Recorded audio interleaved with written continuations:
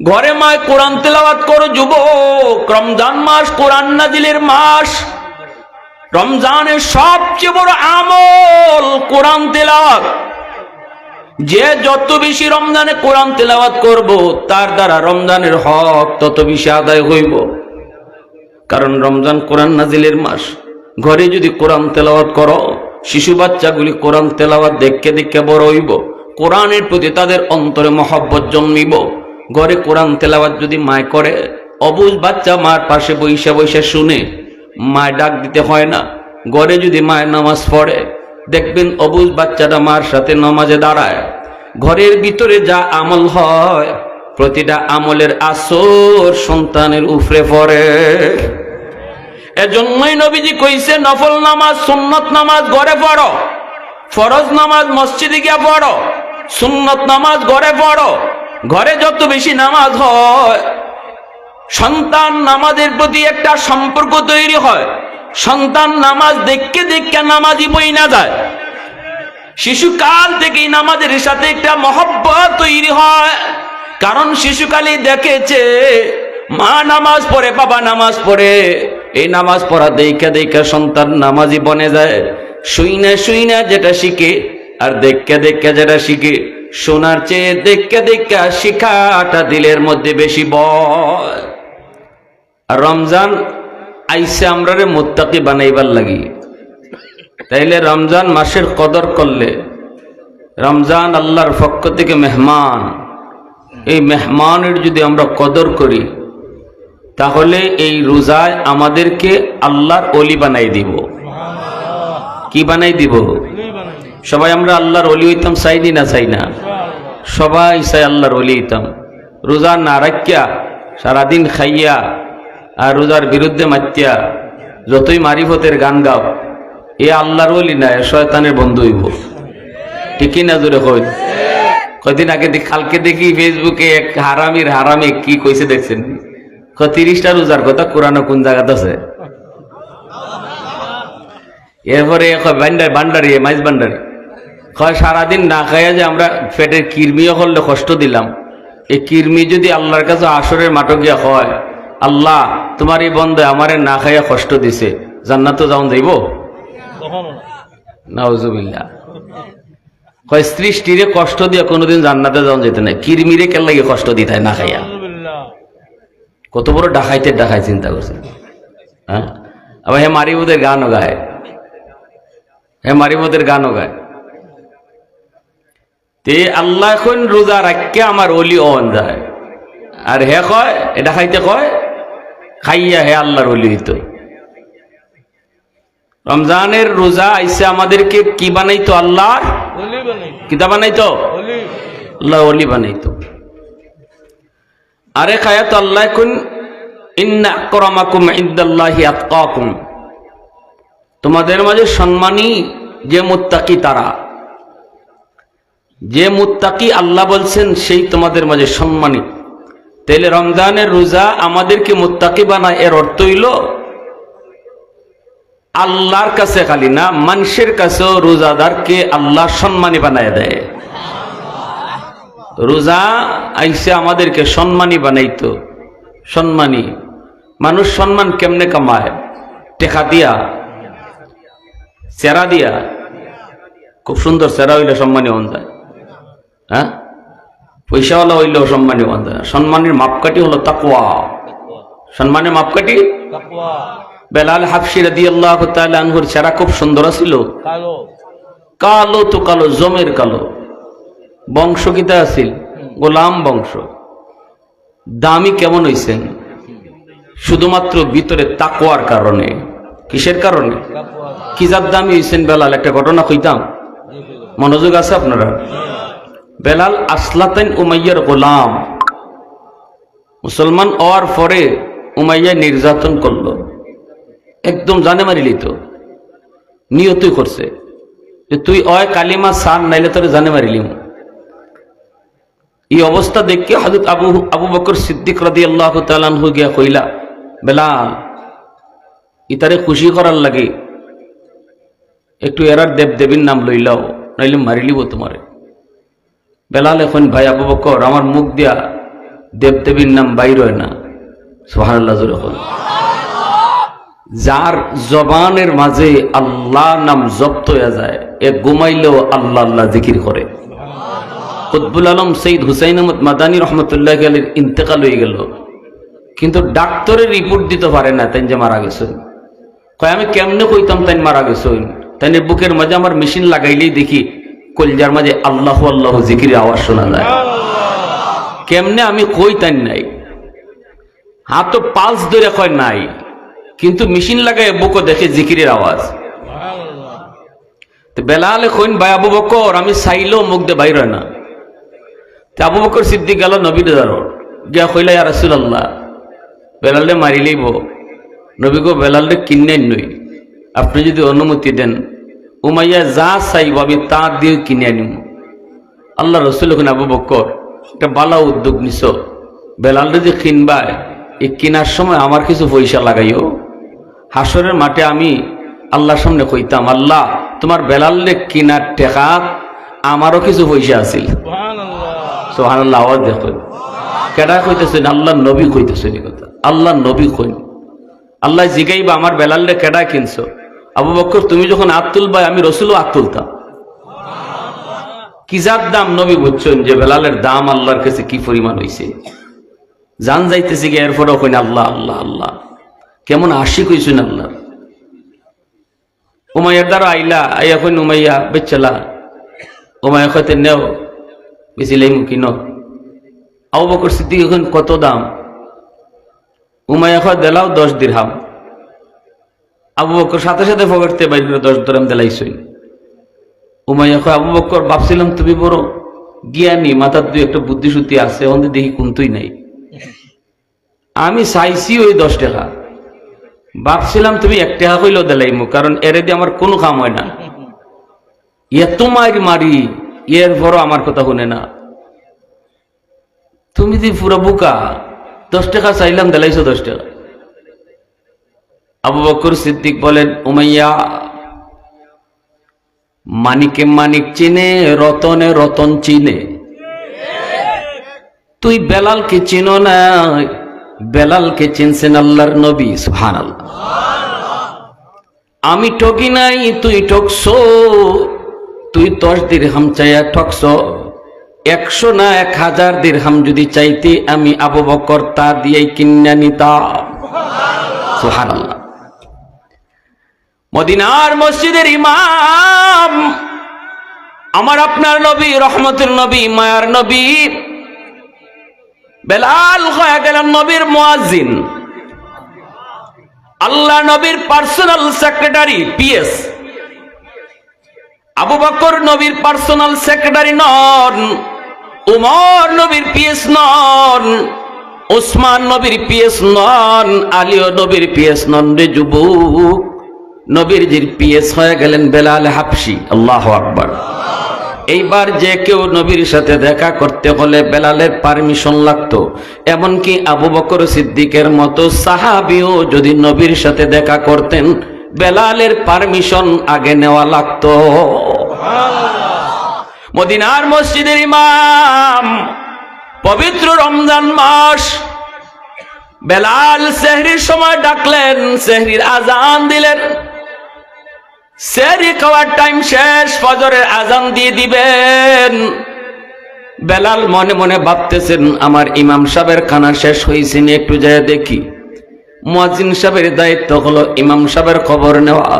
বেলাল তো শুধু নবীর পিএস নন, তিনি তো নবীজির মুয়াজ্জিন। নবী হলেন মসজিদে নববীর ইমাম। এইবার ইমাম সাহেব আজান দেলাইবেন, ফজরের আজান। সেহরির টাইম শেষ। আমাদের এলাকাতেও সেহরির সময় ডাকেনি না, ডাকে না? 5 মিনিট আছে আর 10 মিনিট আছে আর, খাইলে খাও না খাইলে নাই, দেলাইলাম আজান। দুজন আছে নিরকম। বেলালও মনে মনে ভাবতেছেন আজান যে দেলাইতাম আমার হুজুরে খাওয়ান শাসনি দেখি, আইয়া দেখুন নবীজি খাওয়ানো। নবীজি, নবীজির পাশে একজন মানুষ বসা। বেলাল আইসাই বলেন ইয়া রাসূলুল্লাহ, ওগো নবীজি সেহরির টাইম শেষ, আর খানা খায়েন না। নবীজি তাকায়া বলতেছেন, ঠিক আছে বেলাল তুমি যাও। বেলাল চলে আসলেন। বেলাল মনে মনে ভাবছেন নবী হয়তো খানা বন্ধ করে ফেলছেন। একটু পরে বেলাল যখন আবার আজান দিলাইবেন, কয়েকটু গিয়ে দেখি রসুল খায়া সারছেননি, আমার তো বিদায় করে দিছেন। যা দেখি নবীজি খানা খায়া সারলেন কিনা। আইসা দেখেন নবী এখনো খাওয়ানো, কখনো গীতা বেলাল এখন এটি গীতা আমি আজান দিলাইতাম, নবীজি আমার কইলা যাও, আমি ভাবছি খাওয়ানাটাই লিবা, মাথায় দেখো খাই। বেলাল এখন ইয়া রাসূলুল্লাহ, নবী গো সেরি টাইম শেষ, আর খাইয়েন না। রসুল আবার চাইছেন, সে মুসকে আসে কই ঠিক আছে বেলাল যাও। আইছেন আজান দেলাইতা, একবার নাকদম আইছে, নাকদম বুঝেননি, হ্যাঁ পানি খাইবার টাইম নাই, দৌড়ে গেছেন খুঁজে আজানটা দেওয়ার আগে দেখি দেখি কে নবীজি কিতা শুরু করলাম। আমার কইন নাই খাইবার কথা, খালি এখন যাও। আইয়া দেখুন রসুল ওখানো খায়নি, বুঝিনি। এখন তো বেলাল চিন্তায় পড়ে গেলেন, ঘটনার কি? মানুষটা পাশে যে মানুষটা বসা, মানুষটারও চিনি না। নবীজিও মুচকে হাসেন, ওই মানুষটাও মুচকে হাসে। বেলাল আইসা বলেন, ইয়া রাসূলুল্লাহ দুইবার আসলাম, দুইবারই বললেন যাও খানা শেষ করব না, যাও, কিন্তু শেষ করেন না, খালি খান। ওগো নবীজি এখন তো একবারে গাড়ি মুখ লেগে গেছে, আর খায়ের না, খোদার কসম সেরি টাইম শেষ। বেলাল এবার কসম খাইতে বাধ্য হইছেন। আজান দেলাইতা নবীজির খাওয়ানো রেখে আজান দিন কেমনে? ইয়া রাসূলুল্লাহ খোদার কসম সেরি টাইম শেষ। যেই মাত্র বেলাল কসম খাইলেন, এইবার নবীজি বলেন তাড়াতাড়ি খানা বন্ধ করো। পাশে যিনি আছিলেন তারা বলতেছেন তাড়াতাড়ি সব বসো, আমার বেলাল কসম খেয়ে ফেলছে। নবীজি কসম খাওয়া শুই না, সাথে সাথে নবীজি কেঁপে উঠলেন। মুখের খানাটাও নবী ফালায় দিলেন, পানিটাও আর খানা খান নাই। আল্লাহর নবী সোজা চলে আসলেন মসজিদে, ফজরের নামাজের ইমামতি করলেন নবীজি। মিম্বরে বৈশেই নবী বলতেছেন, সাহাবীরা কে কোথায়, সামনে একটু বসো। সাহাবায়ে কেরাম নবীর সামনে বসা। এইবার নবী বলতেছেন, শোনো সাহাবীরা, এবার তোমরা একটু মন দিয়ে শোনো, কই আমার বেলাল? বেলাল বলেন, লাব্বাইক ইয়া রাসূলুল্লাহ। নবীজি বলতেছেন, সাহাবীরা আজকে বেলাল আমারে সেহরির সময় আজান দেলাইব, ফজরে আজান দেওয়ার আগে যায় আমারে দেখছে, দেখে আমি খাই। দ্বিতীয়বার গিয়া দেখে আমি খাই, গিয়া কইছে সেহরির টাইম শেষ। আমি খালি কইছি আচ্ছা ঠিক আছে দেখতেছি। দ্বিতীয়বারও গিয়া পাইছে আমি খাওয়ানো, তৃতীয়বারও গিয়া দেখছে আমি খাওয়ানো, তখন দেলাইছে কসম। এখন আমি তাড়াতাড়ি খানা বন্ধ করে চলে এসেছি, পানিটাও ঠিক মতো খাই নাই। সাহাবীরা তোমাদের মনে, অনেকের মনেই প্রশ্ন জাগতে পারে, কেন আমি এমন করলাম? বেলালের মনে তো প্রশ্ন আছেই, কেন আমি এমন করলাম? বেলাল এবার তুমি শোনো, আমার পাশে যেই মানুষটা বসা ছিল তারে চিনুনি? বেলাল কই না গো নবী, কোনোদিন দেখি নাই, এই মানুষটারে কোনোদিন আমি দেখি নাই। নবীজি বলেন, বেলাল এই মানুষটা মানুষ না, সে নূরের তৈরি ফেরেশতা, যার নাম হলো জিব্রাইল। তুমি যখন প্রথম যা কইছো নবী গো সেহরির টাইম শেষ, জিব্রাইল আমারে কয় না গো নবী, আল্লাহ কইছে আরো টাইম আছে, খানা খান। তুমি কও শেষ, আল্লাহ কয় আছে। দ্বিতীয়বার যখন তুমি যা কইছো সেহরির টাইম শেষ, তখনও জিব্রাইল কয় না গো নবী টাইম আছে, খান। তৃতীয়বার তুমি যখন যা কইছো সেহরির টাইম শেষ, তখনও জিব্রাইল কয় আরো কিছু টাইম আছে। কিন্তু যেই মাত্র তুমি কসম খেয়ে ফেলছো, সাথে সাথে আল্লাহ পাক কয়, জিব্রাইল আমার বন্ধুরে জানায় দাও টাইম কিছু আরো বাকি আছিল।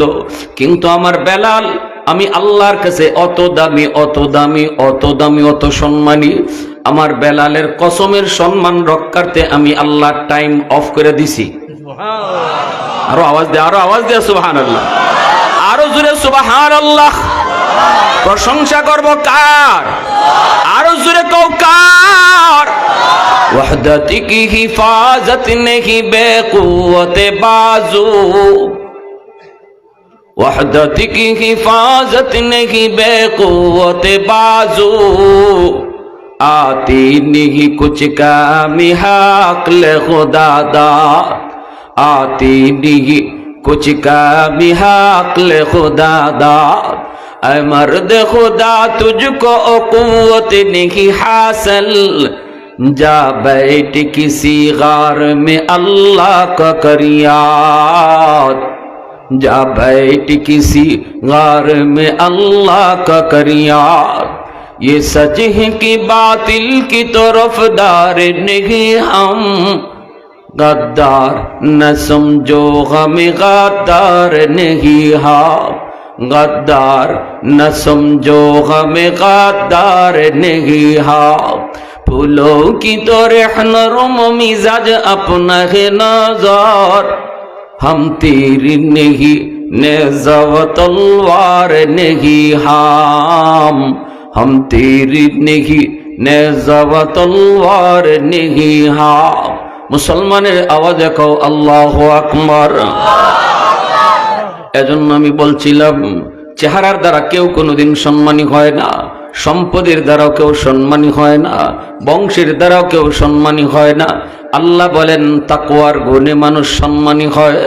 যার অন্তরে আল্লাহর যে পরিমাণ ভয়, সে আল্লাহর কাছে তত বড় সম্মানী। রমজান আসছে আমাদেরকে মুত্তাকি বানানোর জন্য, অর্থাৎ সম্মানী বানানোর জন্য। সুবহানাল্লাহ। অতএব রমজানের হক আদায় করা দরকার আসেনি না নাই? কেমনে? রোজা না রাখ্যা, গুনাহ সাইরা না গুনাহ কইরা, গুনাহ সাইরা রমজার হক আদায় করুন। তারাবি 8 রাকাত পইরা না 20 রাকাত পইরা? জোরে কও। 8 রাকাত না 20 রাকাত? 8 রাকাত বলতে কোনো তারাবিই নাই। 8 রাকাত তাহাজ্জুদ পড়ো, তারাবি 20 রাকাত পড়ো, কোনো ঝামেলা নাই। ঠিক না? নেই? বুখারীতে যে 8 রাকাতের কথা, এটা তারাবি না, এটা তাহাজ্জুদ। এটা কি? তাহাজ্জুদ। রাসূল তাহাজ্জুদ পড়ছেন 8 রাকাত, তারাবি 20 রাকাত। রাজি আছেন না ইনশাআল্লাহ? যখন রাজি আছেন না ইনশাআল্লাহ?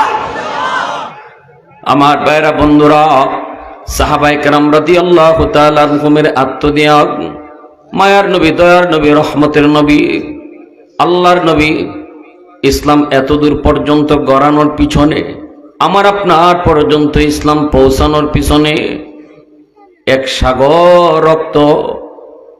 সেই রক্ত আমার নবী, সাহাবায়ে কেরামের, ঠিক না? যুবকন 100 লক্ষ সাহাবী ছিলেন। কয় লক্ষ? 100 লক্ষ সাহাবায়ে কেরামের ভিতরে মাত্র 10,000 সাহাবীর কবর মক্কা মদিনায়। 1 লক্ষের উপরে সাহাবায়ে কেরামের কবর মক্কা মদিনায় হয় না, মক্কা মদিনায় পাওয়া যায় না। অথচ মক্কা মদিনায় তাদের বাড়ি, কবর তাদের বাড়িতে হয় নাই, এলাকায় হয় নাই, মরণটা বিবি বাচ্চার কাছে হয় নাই। এই দ্বীনের জন্য, ইসলামের জন্য দেশ থেকে দেশান্তর তারা সফর করেছেন। কারো কবর হয়েছে আফ্রিকায়, কারো কবর হয়েছে ইউরোপে, কারো কবর হয়েছে চীনে। বিভিন্ন জেলায়, বিভিন্ন জায়গায় নবী সাহাবায়ে কেরামের কবর হয়েছে। নিজের জন্মভূমিতে কবর খুঁজে পাওয়া যায় মাত্র 10,000 সাহাবীর, আর লক্ষর উপরে সাহাবায়ে কেরামের কবর পৃথিবীর দিক দিগন্তে ছড়িয়ে আছে। সুবহানাল্লাহ। এ আল্লাহর গোলাম, আমার নবী, রহমতের নবী, মায়ার নবী, রোম সম্রাটের কাছে নবীজি চিঠি পাঠান, কালেমার দাওয়াত দিয়ে চিঠি পাঠান। নবীজির সাহাবী হারিস ইবনে উমাইর রাদিয়াল্লাহু তাআলা আনহু, কিন্তু রোম সম্রাট অত্যন্ত চরমভাবে ওনাকে শহীদ করলো, দূত হত্যা করে ফেলল, হাত পা নাক মুখ সব অঙ্গগুলি কেটে ফেলল। অপরাধ কেন? তিনি নবীর চিঠি নিয়ে গেলেন। আল্লাহর নবীর কাছে এই খবর আসা মাত্রই নবীজি ভেঙ্গে পড়লেন। নবীজির চোখ দিয়ে দরদর করে পানি পড়ে, নবীজি কান্দেন। আমার হারেসের তো কোনো দোষ নাই, দোষ যদি হয় আমি নবীর হয়েছে, কারণ চিঠি পাঠাইছি আমি, আমার দোষ হইলে দোষ হইব, কিন্তু যে লইয়া গেছে তার তো কোনো দোষ নাই। দূত হত্যা করা আন্তর্জাতিক আইনেও দণ্ডনীয় অপরাধ, কারণ দূতের কোনো দোষ নাই। বাহক বাহক তার কোনো দোষ আছে? জজ সাহেব আপনার কাছে পিয়ন পাঠাইছে, যা এটা তার দরজার সামনে লিখে দিয়ে আইবে, আগামীকাল 10টার সময় আমি জজ সাহেবের সাথে দেখা করতো। পিয়নে গেছে আপনার বাড়ির, এটা লাগাই আইতো, আপনি পিয়নে 2 রাত ভাঙে দাঁড়াইলেন, হইল? পিয়নের কোনো দোষ? হ্যাঁ, পিয়নের কাম পিয়নে করব। এবার আপনার সাহস থাকলে জজের সাথে লড়েন যে আমারে যাইবার কথা কেন কইলেন আপনি, আমি কি অপরাধ করছি? সাহস থাকলে জজের সাথে দেখা করো, জজের সাথে তুমি মোকাবেলা করো, যে ফাটাইছে তার সাথে মোকাবেলা করো। যে লোকটা লইয়া গেছে সে তো নিরীহ অপরাধী, তার তো নিরীহ, সে তো নিরপরাধ, তার তো কোনো দোষ নেই।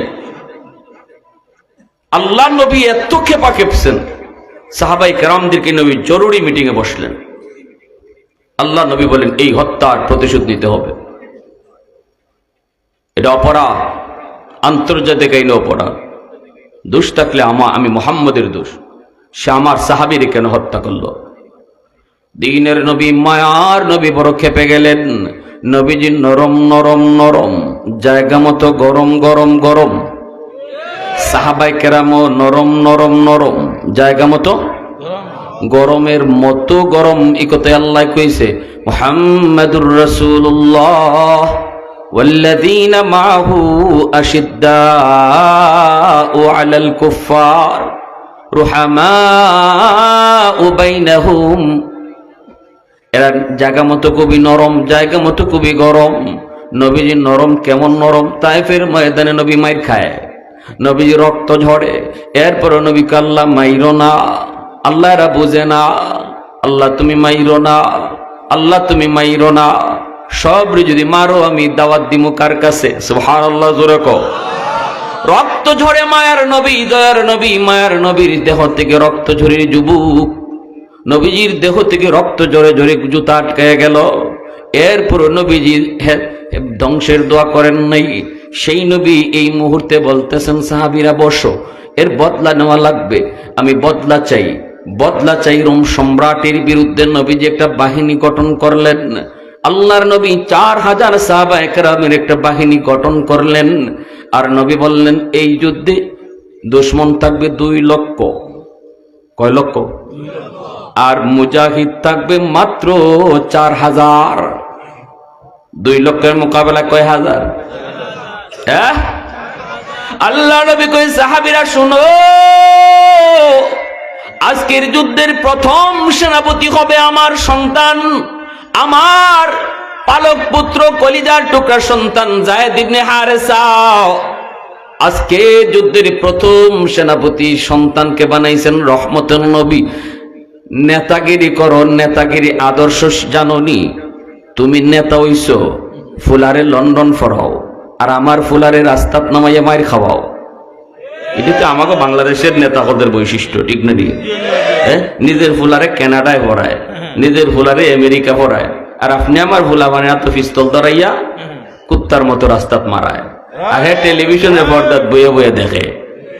নেতা হইছে, নেতা নেতাগিরি করতে হয়। আমার রসুলের কাছ থেকে নেতৃত্বের আদর্শ আগে শিখো। আমার রসুল বলে আজকের যুদ্ধের প্রথম সেনাপতি আমার সন্তান।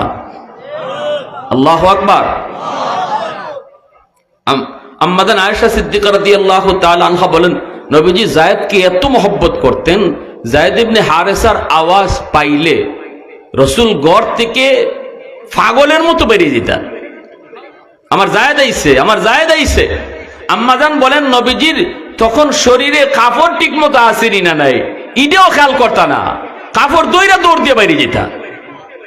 আমার যায়েদ আইছে, অত মায়া রসুলের। যায়েদ ইবনে হারেসা, সেই যায়েদ ইবনে হারেসাকে রসুল 2 লক্ষ দুশমনের মোকাবেলায় মাত্র 4000 মুজাহিদ। এখানে হিসাবে স্বাভাবিকভাবেই নজরে পড়ে যে 4000 তো ফাত্তই পেত নাই। 4000-এ 2 লক্ষের মোকাবেলায় 4000 টিকবো কতক্ষণ? আল্লাহ রসুল ওই যুদ্ধে তার সন্তানকে প্রথম সেনাপতি বানাইছে। নেতা কারে কই শিখে যাও। এরপরে আল্লাহর নবী বলেন আমার জায়েদ যদি শহীদ হয়ে যায়,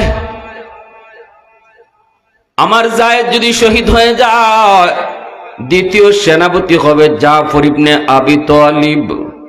সেই জাফর ইবনে আবি তালিবকে তিনিও নবীজির আপন চাচাতো ভাই, নবীজির আপন চাচা আবু তালিব। আবু তালিবের সন্তান হলেন জাফর। এই আপন চাচাতো ভাইকে দ্বিতীয় সেনাপতি বানাইছেন। আল্লাহু আকবার, জোরে কও। প্রথম সেনাপতি যায়েদ ইবনে হারেসা সন্তান, দ্বিতীয় সেনাপতি চাচাতো ভাই, আপন চাচাতো ভাই, তাও দূরে যাইতেছেন না। সুবহানাল্লাহ, জোরে কই। অন্যান্য সাহাবীরা কইতানি এই কথা যে তাই নিজের লোকরারে থইয়া দিয়ে আমরারে আগে দিলাইতেছেন।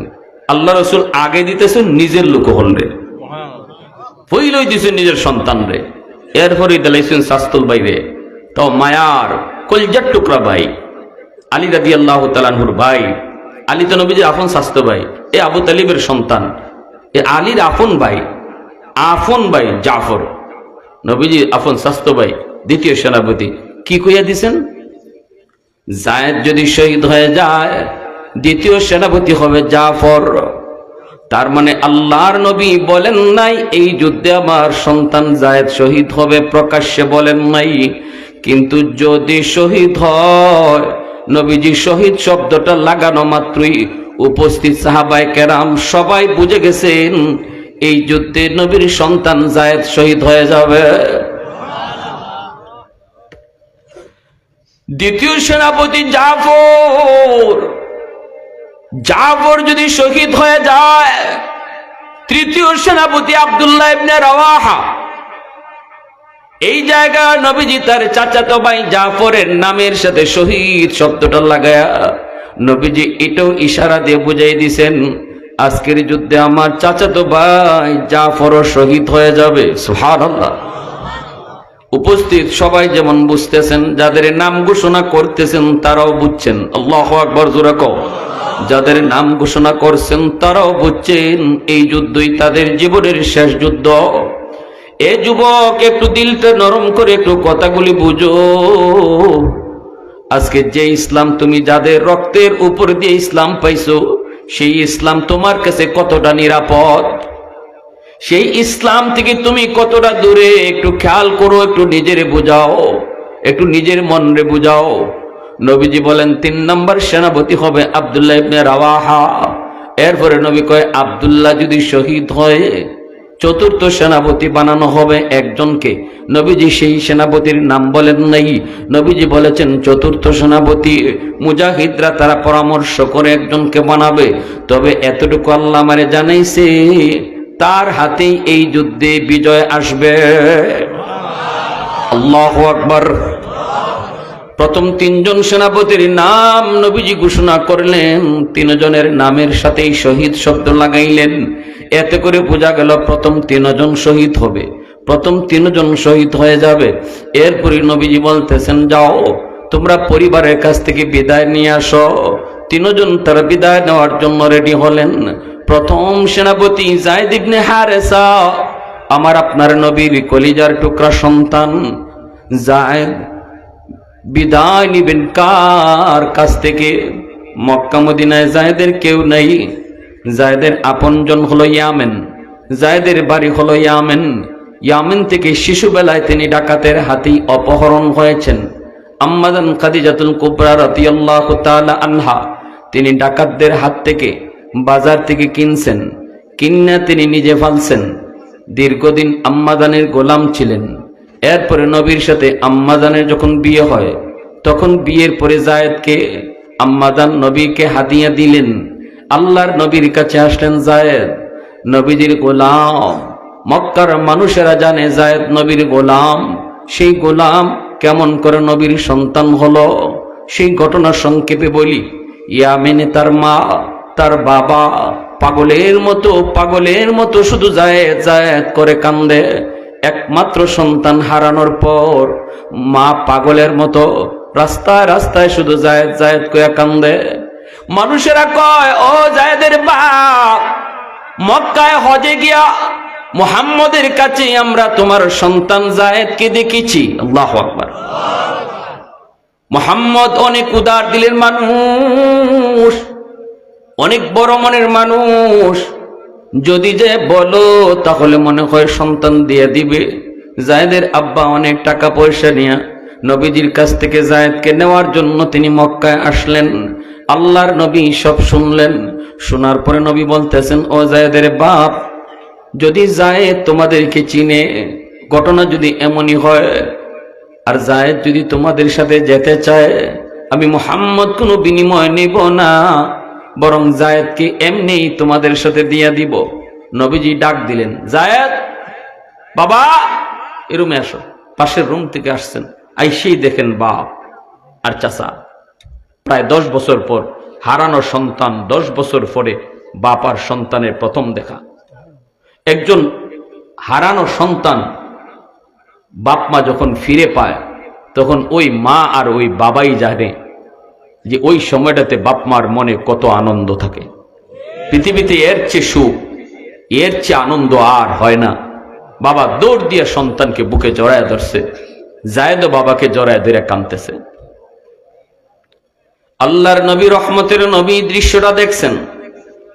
নবীজি দেখার পর নবী বলতেছেন, জায়েদ তোমার আব্বু আসছে তোমাকে নেওয়ার জন্য, তোমার আম্মু পাগল হয়ে গেছে তোমার খুঁজে খুঁজে।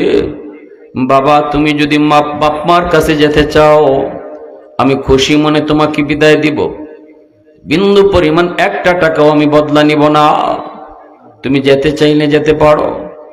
আর যদি আমি মুহাম্মাদুর রাসূলুল্লাহর কাছে থাকতে চাও, আমি আজীবন তোমাকে বুকে আগলায় রাখবো।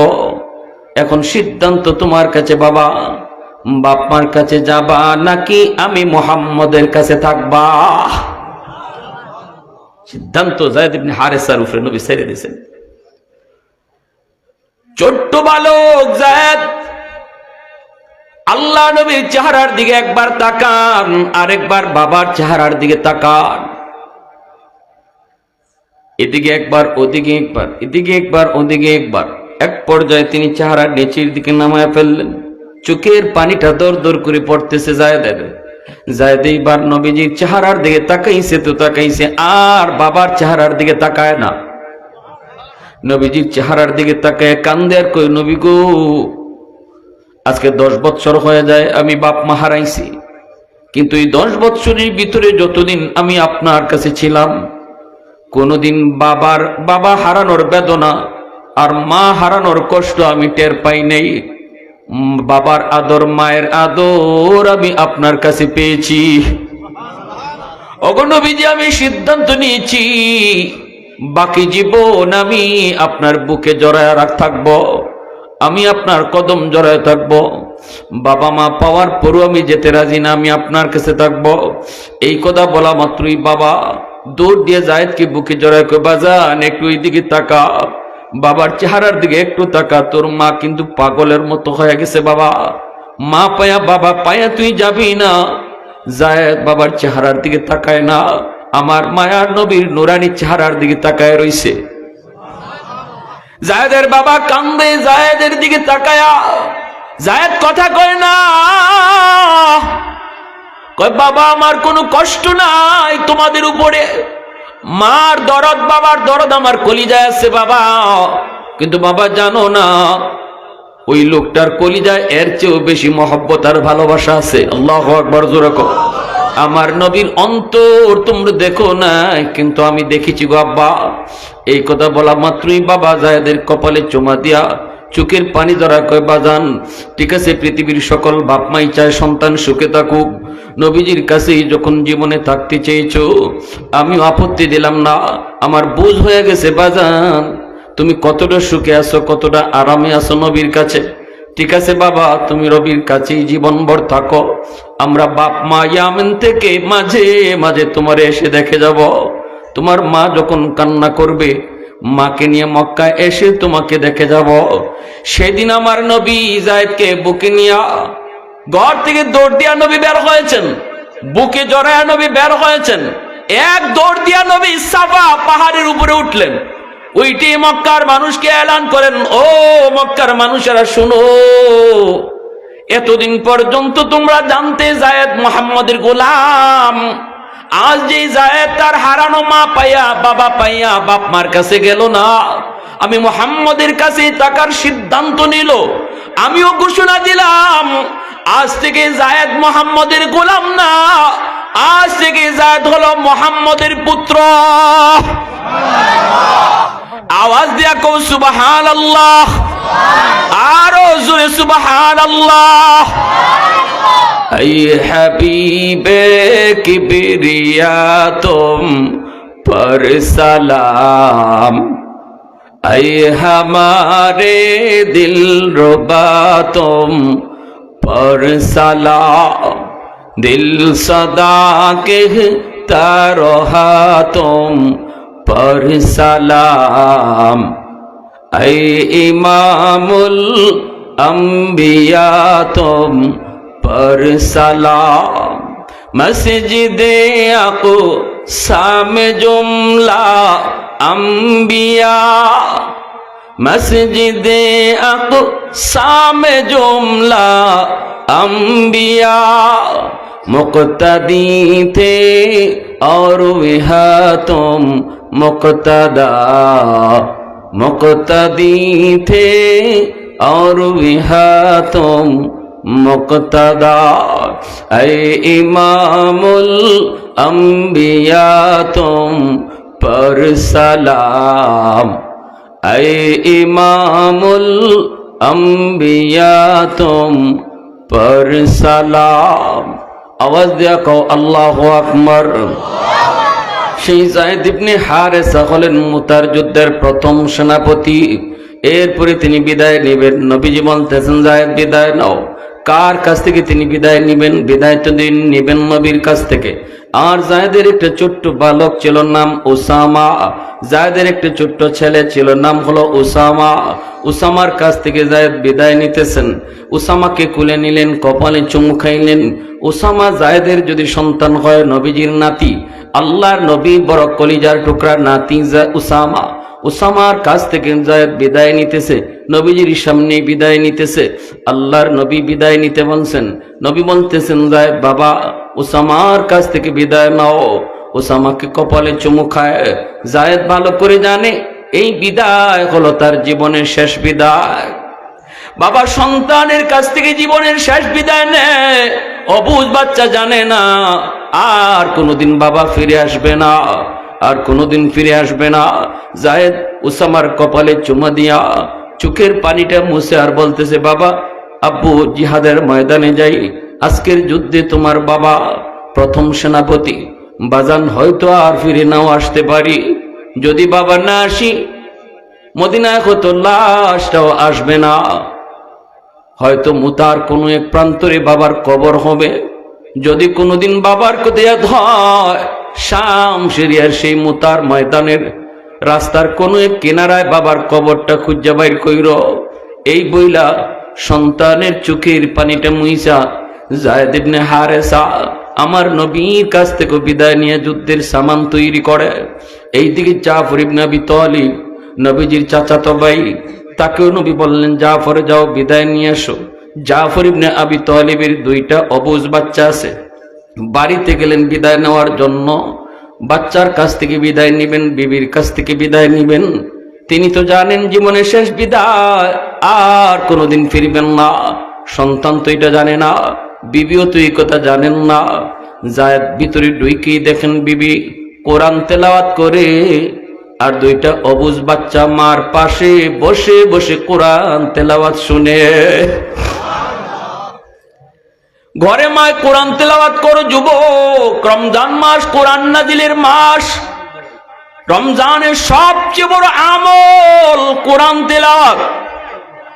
যে যত বেশি রমজানে কোরআন তেলাওয়াত করব, তার দ্বারা রমজানের হক তত বেশি আদায় হইব। কারণ রমজান কোরআন নাজিলের মাস। ঘরে যদি কোরআন তেলাওয়াত করো, শিশু বাচ্চাগুলি কোরআন তেলাওয়াত দেখে দেখে বড় হইব। কোরআনের প্রতি তাদের অন্তরে মহব্বত জন্মিব।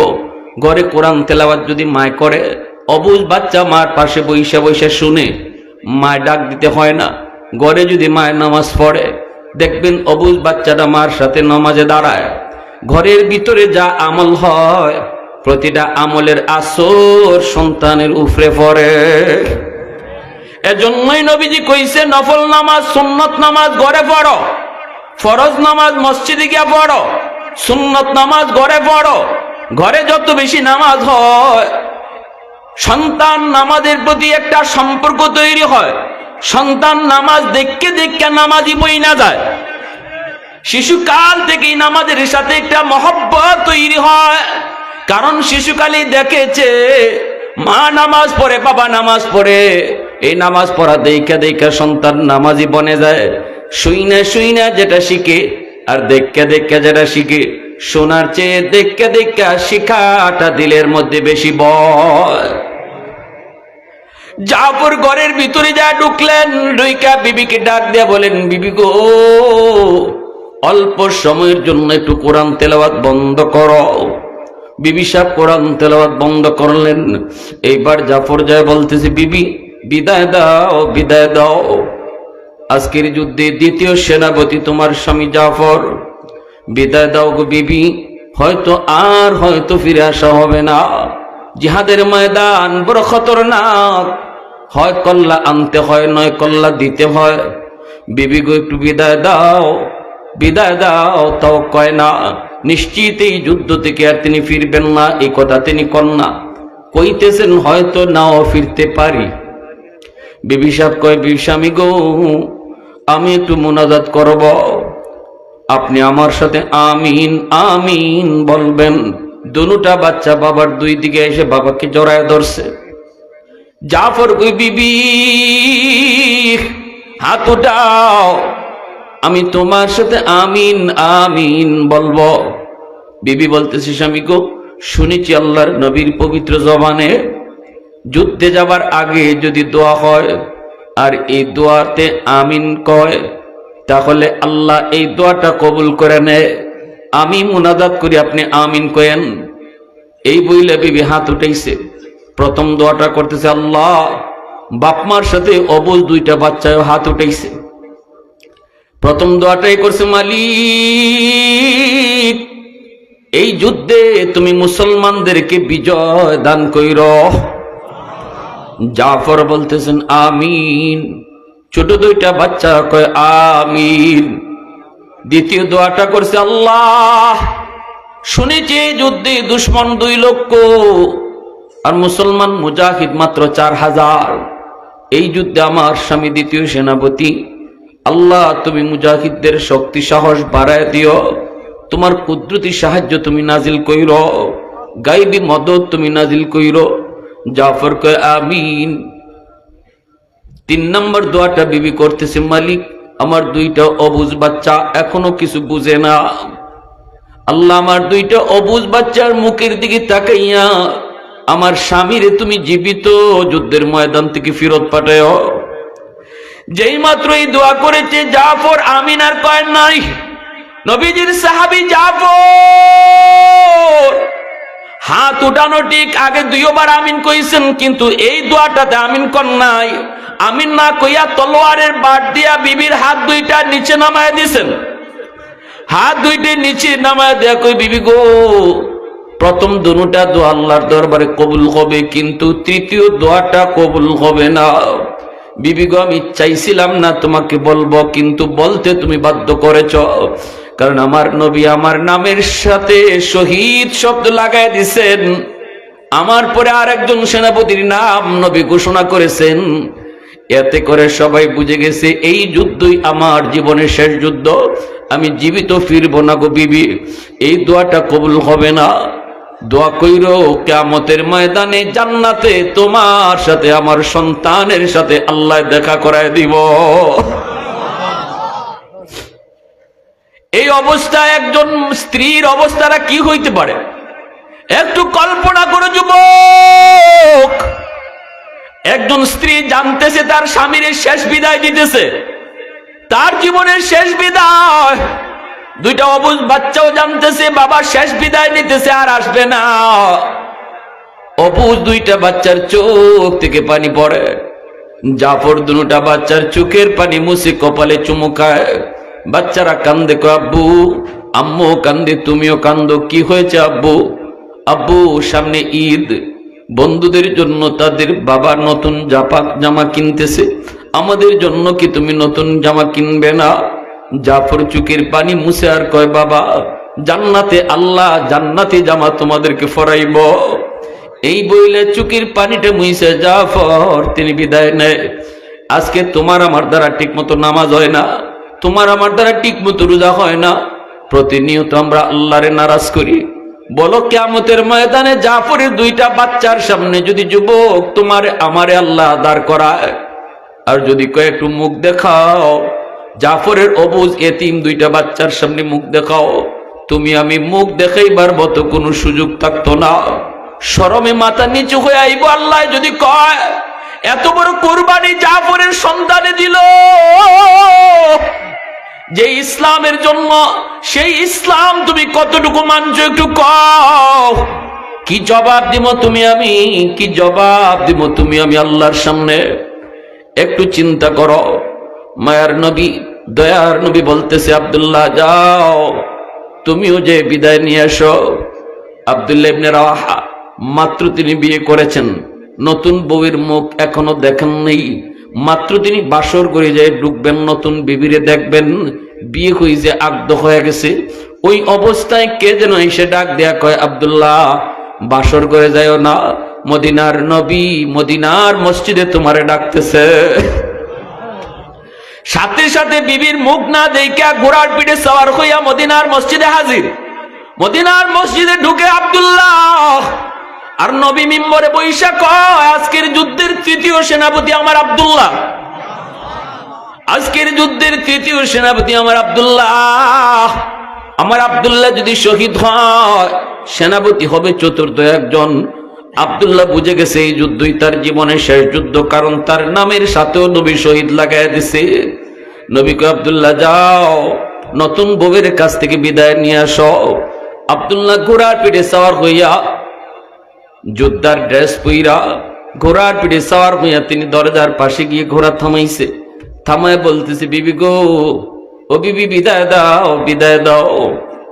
আজকের যুদ্ধে তোমার স্বামী তৃতীয় সেনাপতি, আমার মায়ার নবী আমাকে তৃতীয় সেনাপতি বানাইছেন, বিদায় দাও, খুশি মনে বিদায় দাও। আন্দরের ভিতর থেকে বিবি সাহেব ডাক দিয়ে কই, স্বামী গো আপত্তি নাই, আমি খুশি মনে রাজি, তবে স্বামী গো একটা বার শুধু ভিতরে ঢুকো, আমি তোমার চেহারাটা এক নজর দেখব। বিয়ে হয়েছে, চেহারা দেখি নাই গো স্বামী, শুনেছি তুমি মক্কার মদিনার, তুমি আরবের ভিতরে একজন সুন্দর সুঠাম দেখার একজন পূর্ণ যুবক, একটু ভিতরে ঢুকো, আমি শুধু চেহারাটা এক নজর দেখব। আব্দুল্লাহ ইবনে রাওয়াহা কয়, না গো বিবি না, ভিতরে ঢুকবো না, আমিও শুনেছি তুমি আরবের সবচেয়ে সুন্দরী নারী, তোমার মায়াবী চেহারা যদি আমার নজরে পড়ে, যুদ্ধের ময়দানে হঠাৎ করে তোমার মায়াবী চেহারা আমার চোখের সামনে যদি ভেসে উঠে, যুদ্ধ করতে আমার ব্যাঘাত ঘটবে। ওগো বিবি না, তোমার চেয়েও আমি আমার আল্লাহ এবং রসুলকে বেশি ভালোবাসি। আল্লাহু আকবার, জোরে কও। তোমার ওই মায়াবী চেহারা, অসহায় চেহারাটা যদি যুদ্ধের ময়দানে আমার চোখে ভাসে, তাহলে হয়তো যুদ্ধ করতে আমার ব্যাঘাত ঘটবে। না গো বিবি, এই আবদার করবা না, আমিও তোমাকে চিনলাম না, তুমিও আমাকে চিনলা না, অথচ আমরা স্বামী স্ত্রী। কিয়ামতের ময়দানে জান্নাতে আল্লাহ নিজে তোমার আমার পরিচয় করায় দিব। আওয়াজ দিয়া কও না সুবহানাল্লাহ, আরো জোরে কও সুবহানাল্লাহ। सय्यिद कौनैन तेरी जाने सारों को सलाम, यानी गिरदोन नबूवत के सितारों को सलाम, उन हिजाजी गाजियों को शहसवारों को सलाम, यानी गिरदोन नबूवत के सितारों को सलाम, यानी गिरदोन नबूवत के सितारों को सलाम। मोहब्बतेर साथे कहो अल्लाहु আকবার। বাইরা বন্ধুরা, সে আব্দুল্লাহ ইবনে রাওয়াহা ইনিও বিদায় নিলেন, বিবির কাছ থেকে বিদায় নিলেন। আল্লাহর নবী মদিনার মসজিদে, নবীজি মদিনার মসজিদে, নবীজির সাথে আছেন দুর্বল সাহাবায়ে কেরাম, যারা আহত, যারা বয়স্ক, বাকিরা যুদ্ধের ময়দানে গেলেন। নবীজির সামনে আল্লাহ পাক এই মুতার যুদ্ধের চিত্রটা টিভির পর্দার মতো জিব্রাইল তুলে ধরছেন। নবীজি যুদ্ধের ময়দান দেখতেছেন। আল্লাহর নবী সাহাবীদেরকে বলতেছেন, সাহাবীরা যুদ্ধ শুরু হয়ে গেল। আমার প্রথম সেনাপতি আমার সন্তান যায়েদ ইবনে হারেসার হাতে কালেমার পতাকা। যায়েদ বীর বিক্রমী যুদ্ধ করতেছে। নবী বলতেছেন সাহাবীদেরকে, আমি দেখতেছি আমার যায়েদ বীর বিক্রমী যুদ্ধ করে। যুদ্ধ করতেছেন। হঠাৎ করে নবী চিৎকার দিয়ে বলেন, সাহাবীরা এই মুহূর্তে আমার সন্তান যায়েদ শহীদ হয়ে গেছে। দ্বিতীয় সেনাপতি জাফর কালেমার পতাকা হাতে নিলেন। আল্লাহর নবী বলতেছেন, আমার জাফর পতাকা হাতে নিল, বীর বিক্রমী যুদ্ধ করতেছে, দুশমনের কল্লা ফালাইতেছে, জাফরের সামনে আগাইতেছে। হঠাৎ করে নবী বলতেছেন, আমার জাফরের একটা হাত দুশমনরা কেটে ফেলছে। বাম হাতে পতাকা নিয়ে নিছে, পতাকা মাটিতে পড়তে দেয় না। আমার জাফরের বাম হাতটাও দুশমনরা কেটে ফেলেছে, তবু জাফর পতাকা মাটিতে পড়তে দেয় না। জাফর কামড় দিয়া ইসলামের পতাকা তুলে ধরছে। আল্লাহু আকবার। হাত নাই, পতাকা কামড় দিয়ে উঁচা করে রাখলো। এরপরে নবী বলেন, আমার জাফরের দেহটাও দ্বিখণ্ডিত করে ফেলছে। আমার জাফর মাটিতে পড়ে গেল, পতাকা মাটিতে পড়তে দেয় না, কামড় দিয়ে পতাকা টিকি ধরে রাখছে। এরপরে নবী বলতেছেন, সাহাবীরা শুনো, তৃতীয় সেনাপতি আব্দুল্লাহ ইসলামের পতাকা হাতে নেওয়ার জন্য জাফরের কামড় সারাইতে চায়, পতাকা হাতে দিয়ে কামড় সারাইতে চায়, কিন্তু জাফর কামড় যে ধরছে কামড় সারে না। এবার আব্দুল্লাহ কানের কাছে যায়, কয়, জাফর পতাকাটা আমি আব্দুল্লাহ টানতেছি, যারে নবী তোমার পরে সেনাপতি ঘোষণা দিছে, অন্য কেউ পতাকা টানে না। একজন মৃত লাশ, দেহের ভিতরে প্রাণ নাই, এই কথাটা কইছেন আব্দুল্লাহ, শুনছেন জাফর, সাথে সাথে কামড় সাইরা দিছেন, পতাকা আব্দুল্লাহর হাতে চলে আসলো। ওয়ালা তাকুলু লিমান ইউকতালু ফি সাবিলিল্লাহি আমওয়াত বাল আহইয়াউন ওয়ালাকিন লা তাশউরুন।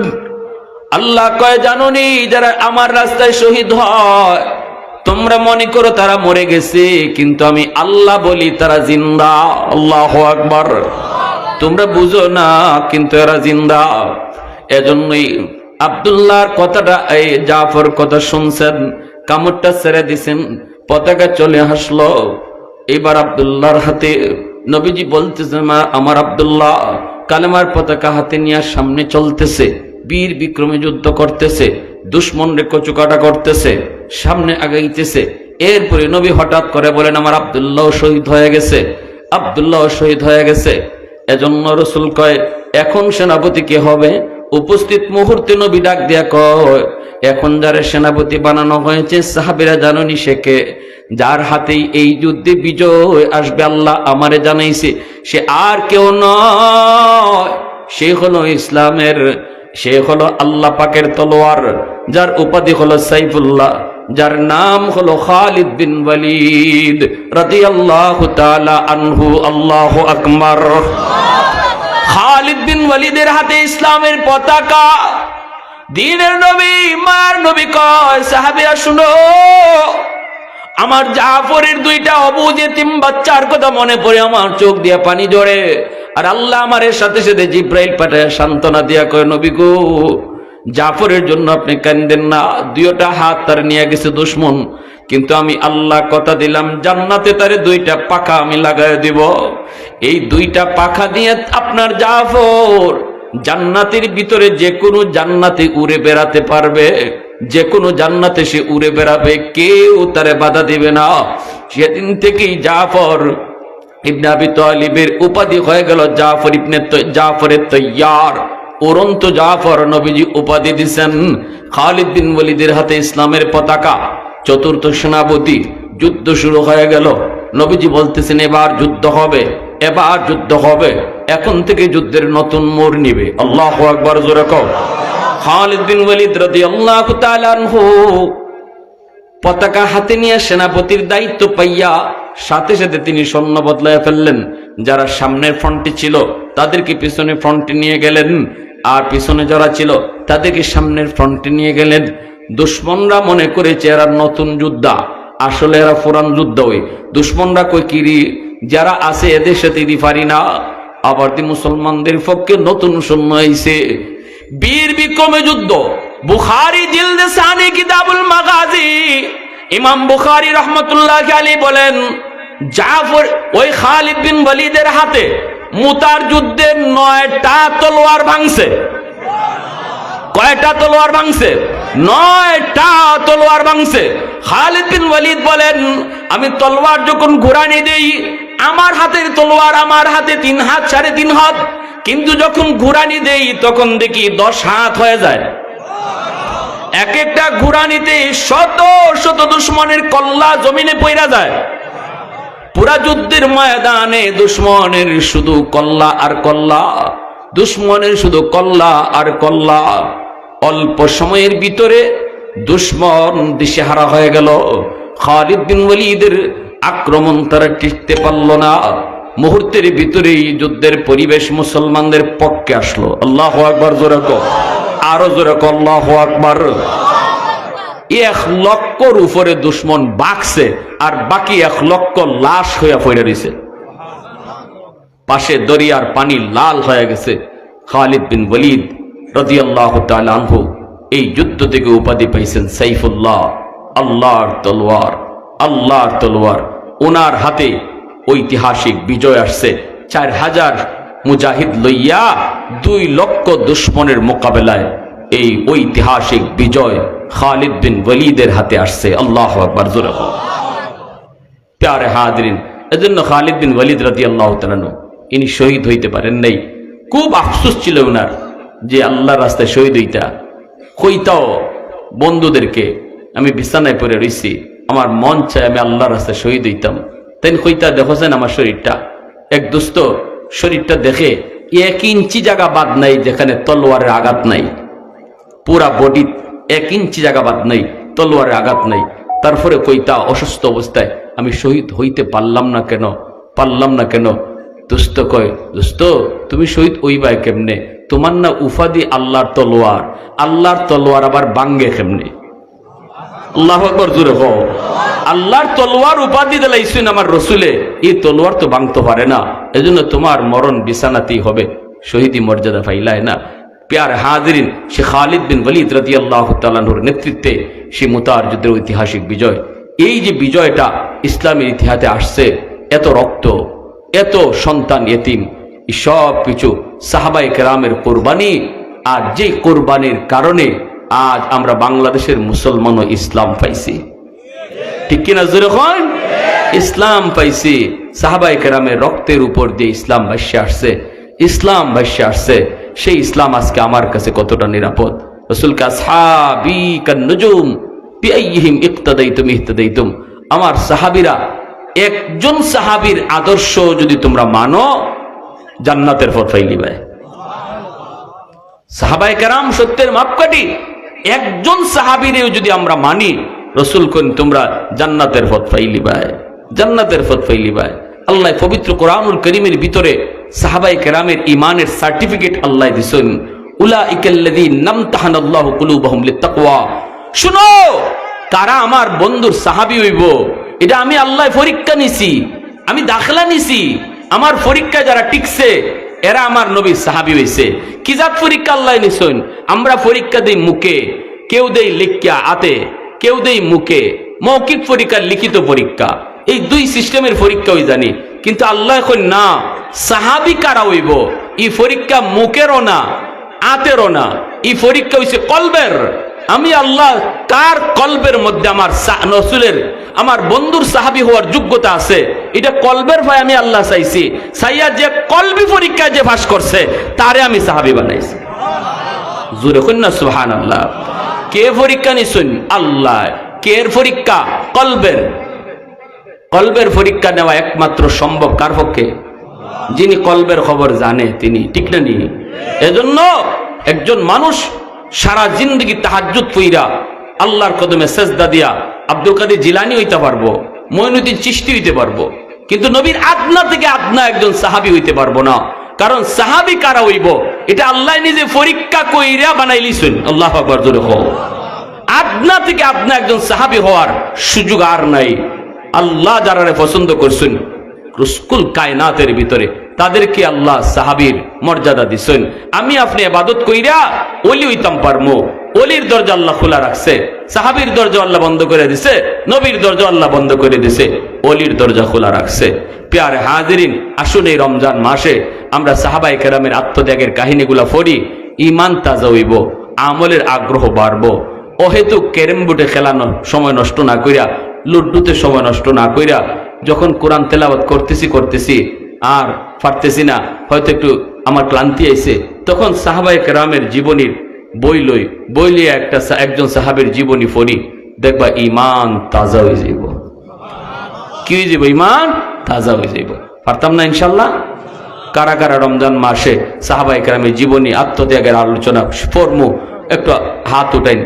আর রমজানে গুনাহ থেকে বাঁচতাম, বেহুদা কথা থেকে, খেলাধুলা থেকে নিজেরা বাঁচাইয়া চলতাম, সময়টা কোরআন তেলাওয়াতে ব্যয় করতাম। আল্লাহ আমাদের সবাইকে তৌফিক দান করুন। সবাই বলেন আমিন, আরো জোরে এখন আমিন। ওয়া আখির দাওয়ানা আনিল হামদুলিল্লাহি রাব্বিল আলামিন।